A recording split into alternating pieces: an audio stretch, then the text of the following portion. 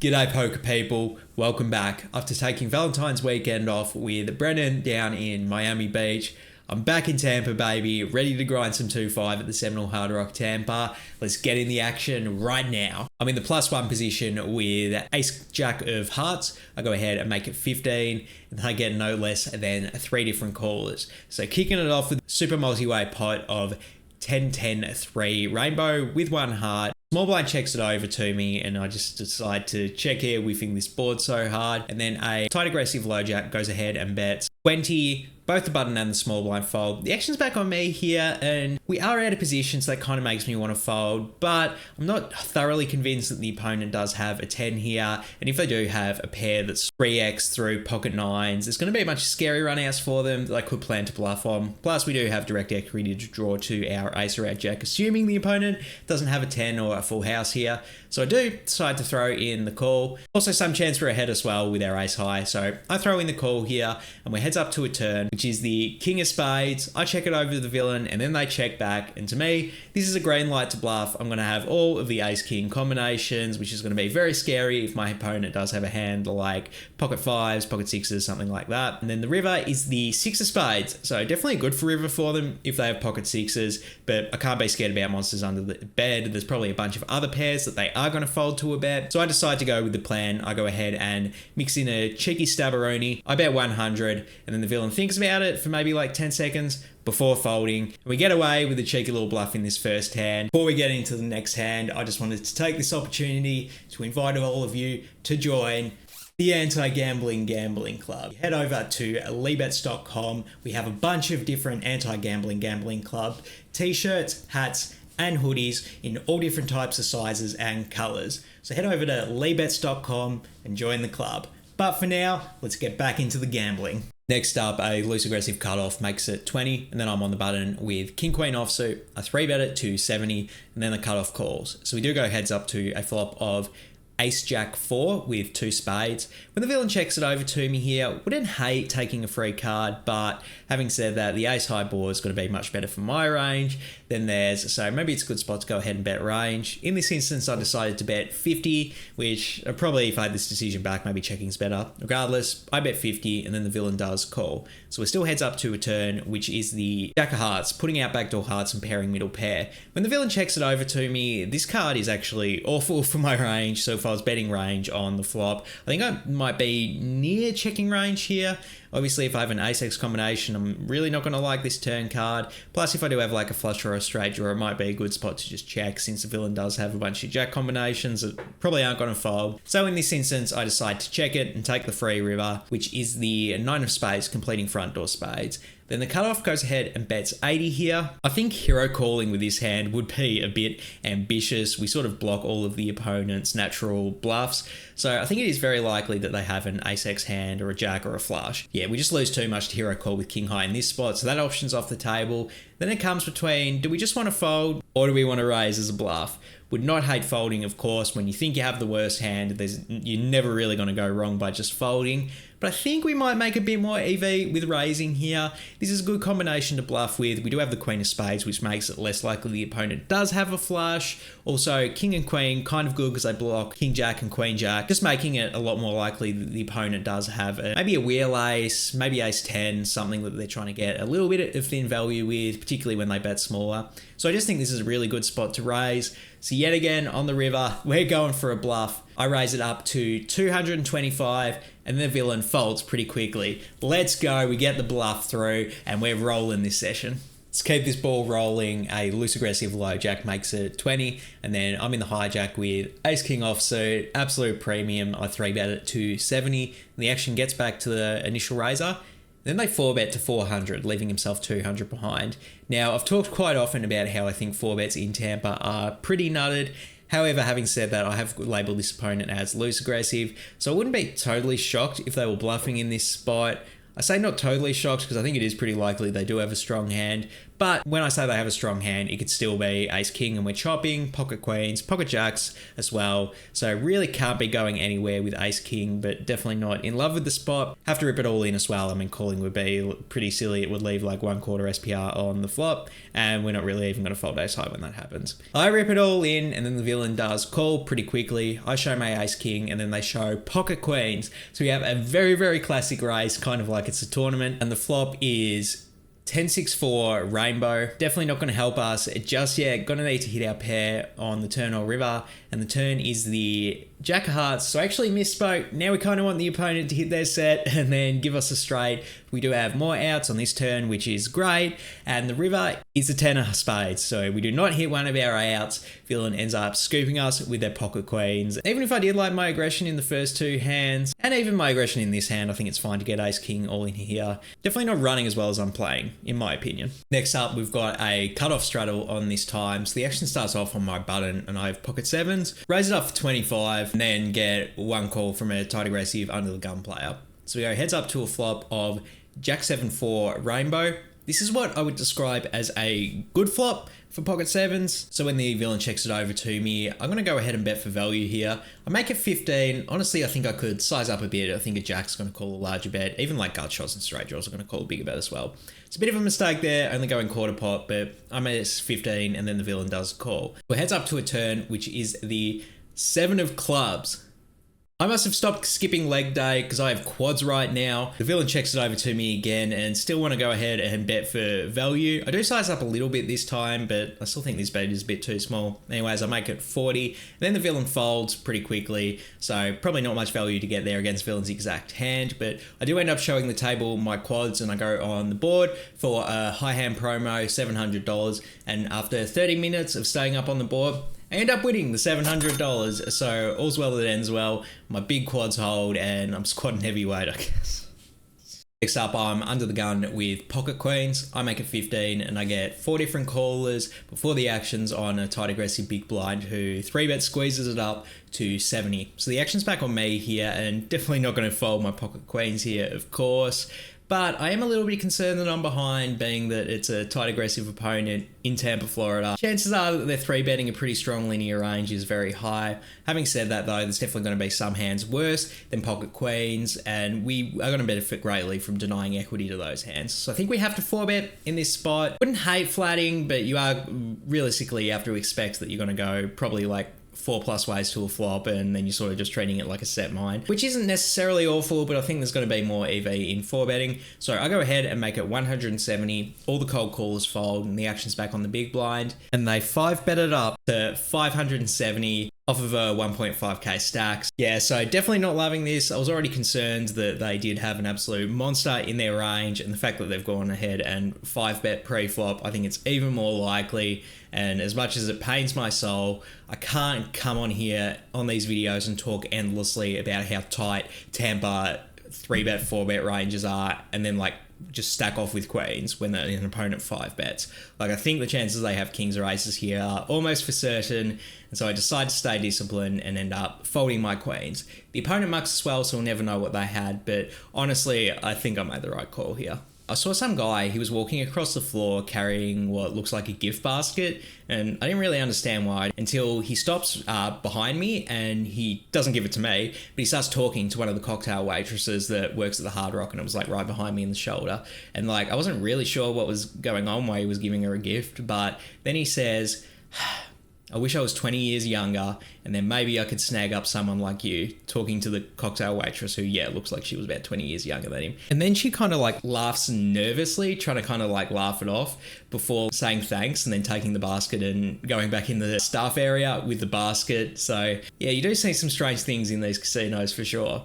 But we're here for the poker. In this next hand, a under the gun player limps, and then I'm in the low jack with ace-5 of diamonds. I go ahead and make it 35, and then I get 3 different callers. So we're 4 ways to a flop of jack-8 for rainbow. Big blind decides to lead out for 50, then the under the gun player calls, and we are fairly deep here, about 1,000 effective with most of the villains in the hand anyway. And we do have a backdoor nut flush draw, backdoor wheel straight draw, so don't hate flatting in this spot and seeing what develops on the turn.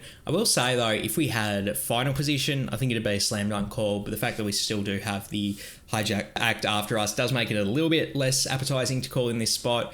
Regardless though, I do throw in the call, and then unfortunately the hijack does call. So we are still 4 ways to a turn, which is the 2 of clubs, giving us our gut shot straight draw. The big blind goes ahead and bets 50 again, so really small bet. Then under the gun calls that bet as well, and really not liking the way things are developing. I don't think I can fold getting this price, but yeah, it's obviously pretty dicey putting in money with only a gut shot on the turn, super multi-way. But I will say, I do think if we do hit our gut shot on the turn, the chances we get a big bet paid off are pretty likely. But I think the chances someone has a strong jack is pretty likely, which is also the reason I don't like raising in this spot either. So I do decide to throw in the call, and then the hijack calls as well. So we are still 4 ways to a river, which is the 5 of hearts. Doesn't slow the big blind down. They go ahead and bet 75 now into 535. And the under the gun actually folds this time. So the action's back on me here, and I really hate this spot. I think the chances that the villain has a weak jack is pretty likely. So the chances we're behind are pretty high. But having said that, we're getting such a good price to call that it kind of tempts me to just like call them down, and maybe they're just like taking a really strange line with a bluff and our 5 is good. Bit dicey with someone still to act. What the fuck is this hand?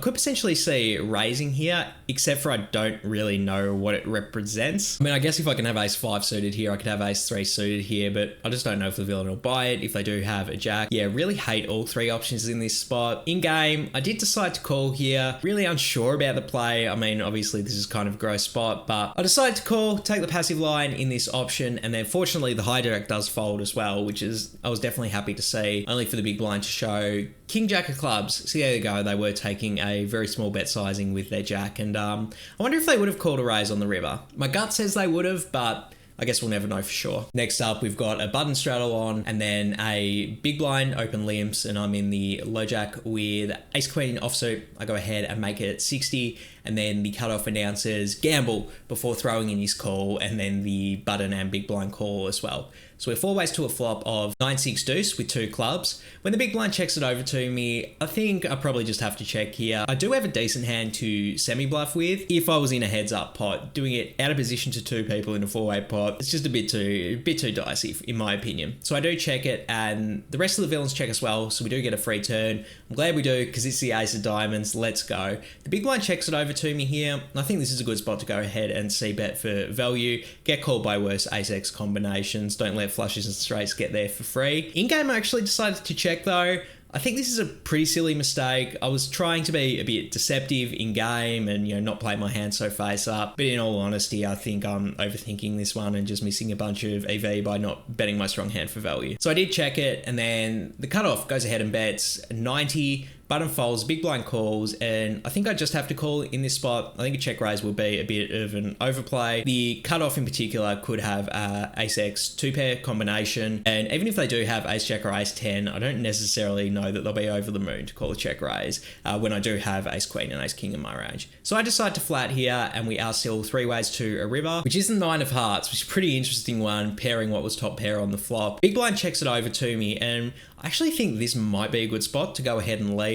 I don't really expect the cutoff to bet their ace-jack and ace-10 combinations on this river, particularly when 2 people call them on the turn. Like, I think that bet might be a bit too thin for them, particularly when they're going to put me on a lot of ace-king and ace-queen combinations. So I don't really expect them to bet thin if I check, so I probably should just be betting for myself, something like 200. In game, I made yet another mistake in this hand. I decided to check it over. Not really happy with my super passive bias that I've shown in these past 2 streets. Whatever the case, I did check it, and then the cutoff does not check.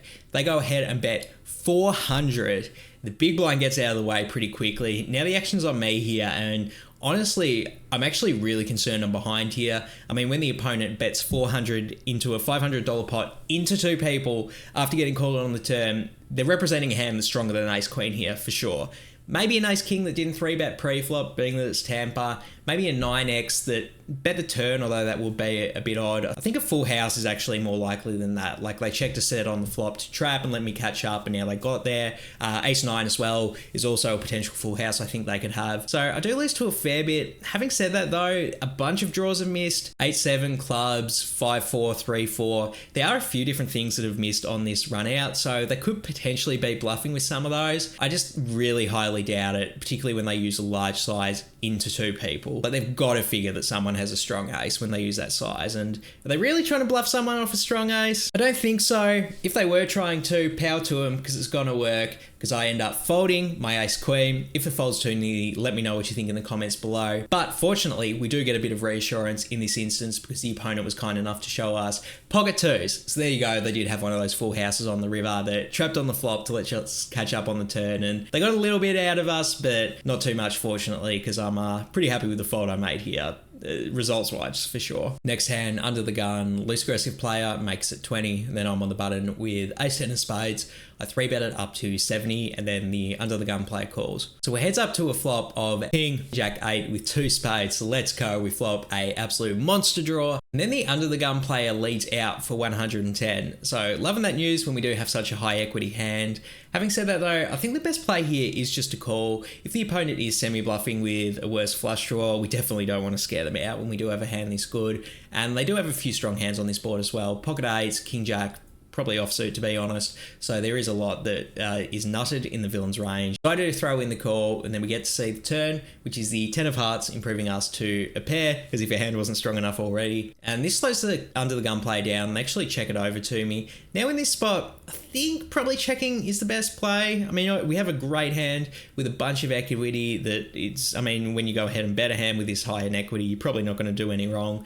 I just don't see any practical reason fold out better or get called by worse. I decided to bet though, probably a little bit of a mistake, but I mean, you can't really go wrong betting such a strong hand. I made it 150, and then the under the gun player check raises to 300. So a little min click of my raise here, obviously going nowhere with our strong draw, although I think the opponent very likely has a strong hand when they take this line, so probably going to need to get there in the river. I throw in the call, and then the river, 7 of spades. Let's go. We get there with our nut flush draw, and the opponent rips it all in for 420. Blaze it. Obviously snap calling with my nut flush here, and then the villain shows pocket 7s. I was flabbergasted that they had this hand, and they actually riveted a set when I made a flush somehow. Wow, what an aggressive line from the villain. Might have worked if I didn't have a hand quite as strong as I had here, but power to them. They showed heart, but we just called their heart out on that river. Let's go. Let's keep the momentum rolling in this next hand. I'm in the low jack with 6-5 of hearts. I go ahead and make it 15, and then I get no less than 5 different callers. So we are super multi-way to a flop of 10-5 deuce with 2 spades and 1 heart. The action checks to me. Definitely going to go ahead and check this hand. Multi-way, slam dunk spot to check it in my opinion. Apparently everyone else agrees because they all check it to the button, who goes ahead and bets 25. So the action folds to me after that, and kind of a gross spot. Really don't like this hand super multi-way, but we're getting a pretty good price to potentially see a turn, assuming no one else raises behind. I think we just have to call getting this good a price with a hand that has a bit of showdown value with middle pair, but also a bunch of backdoor equity as well. 2 pair draws, straight draws, flush draws, etc. I throw in the call, and then the hijack calls as well. The cutoff folds. So we do go 3 ways to a turn, which is the ace of spades completing the front door spades. Definitely going to continue checking this hand. Probably done with it at this point if anyone else shows aggression. But they don't this time because the hijack and the button check as well. So we do get to see that free river, which is the jack of spades putting out the 4 line to a spades. Now, I mean, I have like 0 chance that my 5 is good here. So I was ready to give up on the hand, but then I started to think this might actually be a really good spot to bluff. Reason being is that I think it's highly unlikely that the button does have a nut flush on this run out. To have a nut flush here, they would have either had to semi-bluff with the king high flush, draw on the flop, and then check it when they got there, which I think is extremely unlikely when they get action 2 ways on the flop, and it's very and turn the nut flush in a spot where it's very likely someone has a worse flush. I think that's super unlikely, and even if they did semi-bluff on the flop with like king of spades, queen of hearts or something, like the same type of villain that would do that would definitely continue to semi-bluff when they turn the nut flush draw on the turn. So I already think the chances that they call a bet here extremely extremely unlikely. There is some chance that the hijack does have a nut flush themselves and then they checked it on the turn in flow. But I think they have a wider range that includes worse flushes than that, 10x combinations. So with all of that in mind, I actually think this is a great spot to go ahead and bluff. We can definitely have the nut flush ourselves. Like if we have pocket kings with the king of spades, like even ace king with the king of spades, stuff like that would probably call on the flop when the villain bet's really small. So we're going to have to balance it out with some bluffs. And I think an absolute trash showdown value hand like 6-5 here is a good one to do it with. And I don't even think I need to go that big either, just because I don't think the opponents have many strong hands that can call. Oh, and the other good thing about trying to bluff the hijack out of the pot is we can sort of leverage that the button is still left to axe behind them. So I think this bluff gets through here a lot, and I decide to go for it. I go ahead and bet 75. Hijack decides to fold, and then the button does fold. Let's go. And when the button folds, they actually show 9-7 of spades. So they actually did turn the flush, but then they got absolutely wrecked on the river. I mean, it's an awful river for that hand. I do not blame them for folding. I'm just glad they did. I did get the bluff through here. Let's go. Let's keep this momentum rolling. Passive under the gun player limps, and then I'm in hijack with ace king of spades. I make it 35, and then I get a call from the big blind as well as the original limper. So we go 3 ways to a flop of king 8-4 rainbow. When the action checks to me here, absolutely going to go ahead and bet my monster hand for value here. I make it 30, the big blind folds, and the original limper calls. So we are heads up to a turn, which is the 10 of spades. Let's go. We have the nut flush draw to go with our top. The villain checks it over to me again, and definitely going to continue to bet for value here. Get called by worse pairs. I go ahead and bet 80, and then things get interesting because under the gun check raises to 200.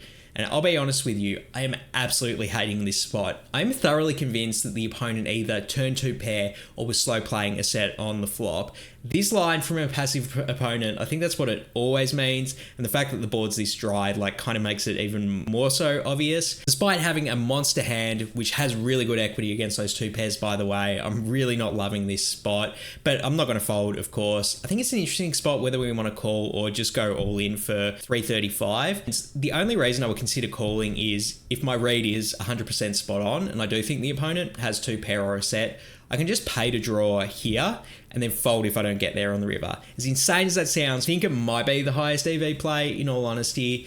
I didn't do that though. I ripped it all in for 335, which isn't a massive punt or anything. I mean, we have great equity against 2 pairs anyway. It just maybe we could have made a bit more EV, trying to save that 135. Anyway, but then the villain, after I rip it all in, the villain does a snap call. As expected, I show my ace king, and then they do show 10-8 offsuit. So they did turn their 2 pair, but we have so many outs together on the river, and the river, 2 of diamonds. So there's not one of our many outs, and we are going to end up losing this hand, but I don't know. I feel like maybe I could have saved just a little bit of money on this one. Let me know what you think in the comments below. All right, this next hand's a juicy one. We have a passive under the gun player, open limps, and then a very fun, very aggressive action player in the game decides to raise it up to 55. And the action's on my cutoff with the JJ Abrams, the pocket jacks. I 3-bet it to 150, the limper folds, and the fun +1 player calls. So we do go heads up to a flop of 8-7-3 with 2 spades, and then the +1 player leads out for 200. Now I think this is actually a pretty interesting spot whether you just want to call or raise. I think the chances I have the best hand with jacks here are extremely likely. Sure, they could have flopped 2 pair or have a really strong combo draw which has great equity against us. But I also think it's very possible if they do have an 8x combination that they'll lead like this, maybe even an airball bluff like king 4 or something like that wouldn't totally shock me either. So would not hate raising here for value, but there's merit to calling as well, and it's essentially to play this hand as a trap, induce further bluffs from villain, and if I do flat here, I'm not going to fold at any point in all honesty. I decide to trap it, keep the aggressive players' bluffs in there, I throw in the call, and then we are heads up to a turn, which is the 4 of hearts, putting out backdoor hearts, as if this board wasn't wet enough already. And of course, this does not slow the aggressive opponent down. They go ahead and bet 500. I only have 1,050 in my stack, so I'm either going all in or folding here, and I am not fucking folding against the aggressive fun player. I rip it all in, they decide to call. I just show my hand straight away, definitely do not run the slow roll, the fun player of the game. And then the river is the 4 of spades, so a bit of a scare card. The front door flush did get in, plus if the opponent did have a 4x combination, which I wouldn't totally be shocked about, they do beat us now, but they end up saying, oh, you're good, man. Then wait a few seconds, before going, oh wait, turning over their cards, and they had 8-5 of spades. They got us with the slow roll. GG to the villain. They ended up getting there with their flush draw plus pair, which had great equity against our hand, of course, which you really have to expect when you stack off with jacks here. But then they rubbed it in with the slow roll. Obviously, this villain can get away with the slow roll, and I'm not mad, but he did end up getting called for the 10-10 game about 15 minutes later, and yeah, that one stung a little bit more. Ended up deciding to leave this session and try and tackle things again tomorrow before I tilted off what little money I had left on me. So that wrapped up not only the session, but another week of grinding the 2-5 games in Tampa. But at this point, I only had 2 weeks left. Not only left booked in the Airbnb I was staying in, but also on my tourist visa waiver to stay in America. So I needed to make some plans to leave the country before I was staying there illegally. Initially, me and my mate that I came with were considering going to London, basically because I wanted to go to London and it's a lot easier to get there from Florida than it is from Australia.